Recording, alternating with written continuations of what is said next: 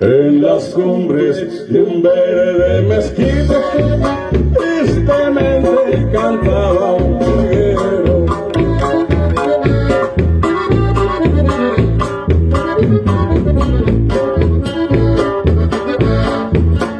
Y decía sus cantares